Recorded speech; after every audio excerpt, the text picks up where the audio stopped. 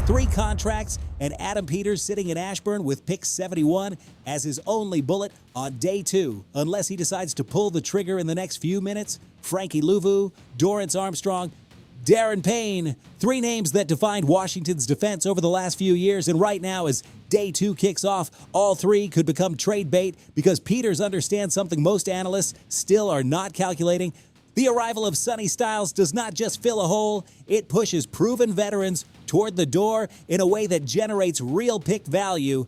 $8 million freed up here, $12 million off the cap there.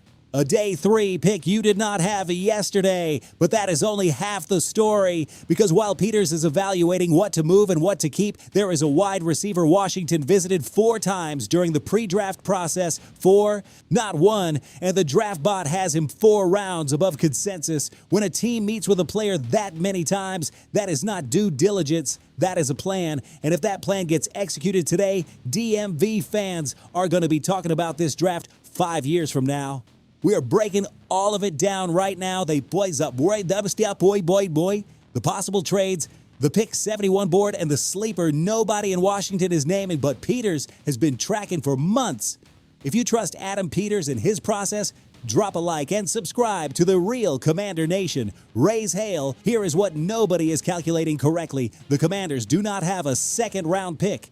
They do not have a 4th round pick, but they have something other teams want. Proven veterans on the last year of their contracts, ready to be traded without creating holes in the roster. Let me break down all 3. Frankie Louvu is the most obvious case and the most painful for fans who love him because Louvu has been one of Washington's best players over the last 2 years, but the arrival of Styles makes him expendable in a way that has no real counter-argument. Everything Louvu does, covering, stopping the run, pressuring off the edge, lining up at multiple spots across the defense, Styles does only better, and with 10 fewer years on his body, Louvu is in the last year of his contract.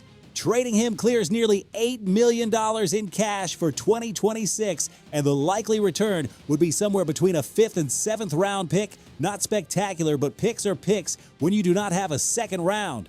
Dorrance Armstrong might actually be the most valuable trade asset of the 3, and that feels surprising because he comes off a season-ending injury that limited him to just 7 games. But even so, before that injury, he was playing at a very solid level. The problem is that the Commanders went out in free agency and signed Odafe Owe and Kalavan Chason to significant deals, which pushes Armstrong into a rotational role. And for a rotational role, his contract simply does not make sense.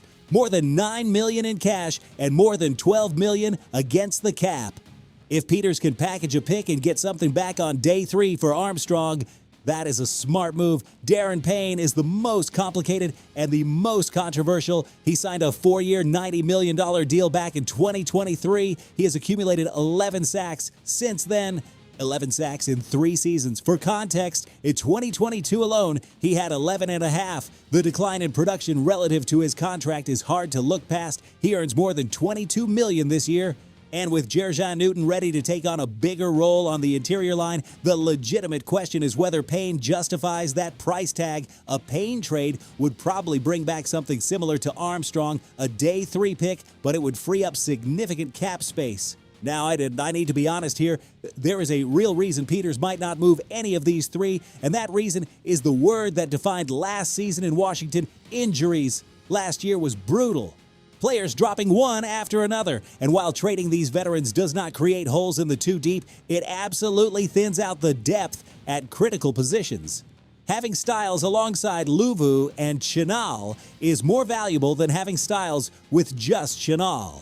Having Armstrong as your 3rd edge rusher is more valuable than not having him at all, but Peters knows something about his day 2 board that we do not know, and if he trusts that he can replace that depth with the picks he would get back, plus the 71 he already has, then the trades make complete sense. The clock is ticking, day 2 starts in hours, and these decisions are being made right now. Okay, let me get tactical for a second, because pick 71 is the 3rd round, and the question is not just who is available, it is what does Washington need most urgently, and who can actually solve that with the 71 pick.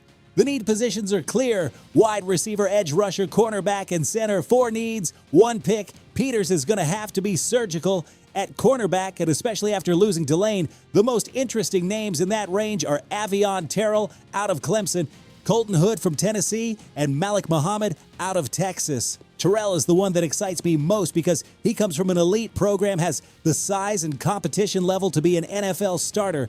If he falls to 71, Peters should be running to the table. At wide receiver, the name I keep coming back to, one that not enough people are talking about, is Denzel Boston from Washington. Yes, from UW. He has the physical profile this offensive system is looking for, and the connection to Peters' program background is real. Jeremy Bernard from Alabama is also a solid name if he falls into that range. At edge rusher, the depth in this draft class is real. Zion Young from Missouri, or Mason Thomas from Oklahoma, Gabe Jackas from Illinois, Jaishawn Barham from Michigan. All of them have second-round grades and could be available at 71. Barham specifically is a name that fits perfectly in a Flores-style scheme, violent, disruptive, with versatility to line up at multiple spots. If Durante Jones wants a Flores-type defender, Barham checks every single box. At center, because the offensive line is always a priority, Sam Hecht from Kansas State and Logan Jones from Iowa are the names that consistently show up in that range. The reality is this: with just one pick on day 2, Peters is probably going to cornerback or edge rusher. Corner because losing Delane left that need painfully exposed. Edge because depth at that position is never enough in this league. And if those veteran trades we talked about come through, even just a 5th rounder for Luvu, suddenly Peters has more bullets on day 3 to attack wide receiver and center. This one has me genuinely intrigued. The draft bot analysis, which is basically a prospect evaluation model built around scheme fit and projected impact, has some really interesting deviations from the consensus that are worth paying attention to. The most eye-catching one is Malik Benson, wide receiver out of Oregon. The draft bot has him 4 full rounds above consensus. 4 rounds, that is massive. And most importantly, the Commanders have met with him 4 times. 4 visits, fam. That is not a coincidence. When a team meets with a prospect 4 times during the pre-draft process, there is genuine interest. If Benson falls to day 3, which is where the consensus projects him and Peters takes him, remember this moment. The other name the draft bot moves up is Jaishawn Barham from Michigan, who it considers a perfect fit for a Flores-style defense. It has him as an early 3rd rounder above most projections. For a team that just brought in Durante Jones, who learned directly from Flores, that kind of scheme fit is not a small thing. And then there is Romello Height, edge rusher from Texas Tech, who also had a top 30 visit with Washington. When a player does a top 30 visit, it means the team has serious interest. Height could be a real value if he slides to day 3. What all of this analysis leaves me with is one simple question.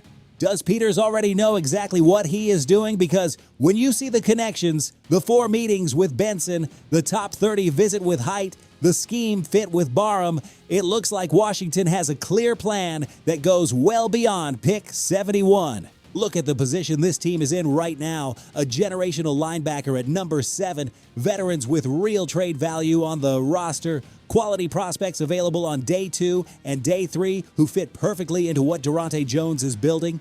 Peters has real options, and day 2 starts right now. If you want to watch in real time what Washington does with pick 71 and whether those veteran trades actually happen, this channel is going to be on top of every single move.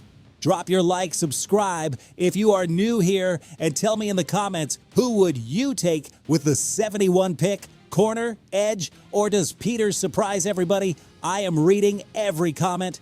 Raise hail.